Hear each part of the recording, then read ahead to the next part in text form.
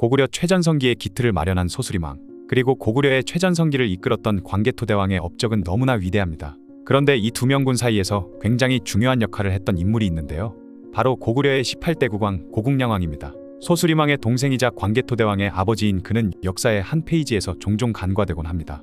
하지만 과연 그는 단순히 위대한 형과 아들 사이의 평범한 통치자였을까요? 오늘은 고국량왕의 업적과 그의 시대를 자세히 들여다보며 그의 진정한 가치를 재조명해보고자 합니다. 384년 11월 소수리망이 후사 없이 승하하자 그의 동생인 고국량왕이 왕위에 올랐습니다. 그의 이름은 이련 또는 어지지라고 전해지는데요. 소수리망이 재위 14년 만에 세상을 떠났을 때 고국량왕은 이미 장년의 나이였을 것으로 추정되죠. 고국량왕의 즉위는 고구려 왕실의 특이한 상황을 보여줍니다. 그의 아버지 고국원왕이 41년간 재위했고 형인 소수리망도 14년을 통치했다는 점을 고려하면 고국량왕의 나이가 적지 않았음을 짐작할 수 있죠. 더욱이 그의 아들인 광개토대왕이 즉위 당시 18세였다는 점을 감안하면 고구려 왕실의 아들이 귀했던 상황이었음을 엿볼 수 있습니다. 고국량왕은 즉위 직후부터 적극적인 대외 정책을 펼쳤는데요. 그가 왕위에 오른 지 불과 7개월 만인 385년 6월 삼안의 대군을 이끌고 요동을 공격한 사실이 이를 잘 보여줍니다. 당시 요동은 고구려의 적국이자 고국량왕의 할아버지인 미천왕의 묘를 도굴 한 후연의 세력이 자리 잡고 있었죠. 고국량왕은 요동과 현도 지역을 점령하고 남녀 1만 명을 포로로 잡아 돌아오는 큰 승리를 거두었습니다. 이는 단순한 무력 과시가 아닌 당시의 국제 정세를 정확히 읽은 결과였죠. 고국량왕의 요동 공격은 당시 동아시아의 복잡한 정세 속에서 이루어졌습니다. 중국 대륙에서는 383년 비수전투에서 전진이 동진에게 대패하면서 화북 지역이 다시 분열되고 있는 상황이었죠. 이 혼란을 틈타 모용수가 연나라의 부흥을 꾀하며 후연을 건국했고 요서와 요동 지역으로 세력을 확장하고 있었습니다. 고국량왕 또한 이러한 힘의 공백기를 놓치지 않았던 것이죠. 그의 군대는 후연의 방어선을 뚫고 요동군과 현도군을 함락시켰으며 1만 명의 포로를 잡는 큰 성과를 올렸습니다. 비록 같은 해에 후연의 모용롱이 3만의 군대를 이끌고 반격해 일시적으로 그 지역을 회복했지만 이는 고구려가 요동 진출을 하는 서막에 불과했던 것이죠. 중국 측 기록에는 후연이 이 지역을 회복했다고 나와 있지만 이후의 정세를 보면 고구려가 곧바로 반격에 나섰을 가능성이 높습니다.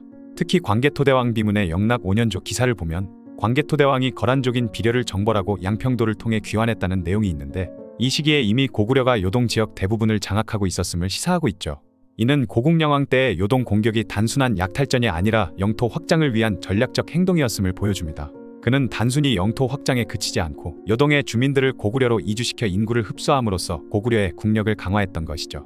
단기간의 정복보다는 장기적인 국력 증대에 중점을 둔 전략적 판단으로 평가할 수 있을 텐데요. 또한 이러한 군사적 승리와 인구 흡수는 고국량왕이 고구려 내부에서 왕권을 안정시키고 국가의 기반을 다지는 데 큰 기여를 했을 겁니다. 결국 고국량왕은 요동 지역의 경제적, 인적, 전략적 가치를 정확히 인식하고 있었고 이를 통해 고구려의 국가 기반을 확대하고자 했던 것이죠. 고국량왕은 군사적 업적 외에도 소수리망이 이루어 놓은 정치적 개혁을 충실히 계승했습니다. 소수리망은 불교를 공인하고 율령을 반포하는 등 고구려의 내실을 다지는 개혁을 추진했으며 고국량왕은 이를 그대로 이어받아 불교를 더욱 장려하면서 불교의 국가적 위상을 한층 높였습니다. 또한 그는 유교적 국가 체제를 강화하는 데도 힘을 쏟았는데요. 종묘와 사직을 수리하도록 명하여 왕실의 권위를 높이고 국가의 제도적 기반을 다졌죠. 이러한 정책들은 고구려가 보다 체계적이고 선진화된 국가로 발전하는 데 큰 역할을 했습니다. 고국량왕은 형의 개혁을 무너뜨리지 않고 그대로 유지하며 고구려의 안정을 도모했던 것이죠. 고국량왕은 또한 외교에도 능했는데요. 392년에는 신라와 화친을 맺어 백제를 견제하려 했습니다. 이때 신라의 왕족인 실성을 인질로 붙들어 놓으면서 후에 광개토대왕과 장수왕 시대의 신라 복속 외교의 기반을 마련했죠. 하지만 고국량왕의 재위 기간 중에 고구려는 자연재해로 인한 어려움을 겪기도 했습니다. 386년에는 이상 기후로 복숭아와 오약꽃이 겨울에 피는 기현상이 일어났고 388년에 극심한 가뭄과 메뚜기 떼의 습격, 389년에 홍수와 기근 때문에 백성들의 삶이 완전 파탄나게 되었죠. 이러한 재난 속에서 고국량왕은 백성들을 구제하기 위해 창고를 열어 곡식을 나누어주며 기근을 극복하려는 노력을 기울였습니다.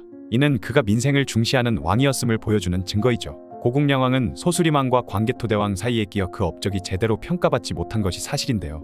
고국량왕의 치세는 8년에 불과했지만 이 기간 동안 그는 고구려의 영토를 확장하고 국내 체제를 정비함으로써 소수리망에 이어 후대 고구려 전성기의 기틀을 다졌습니다.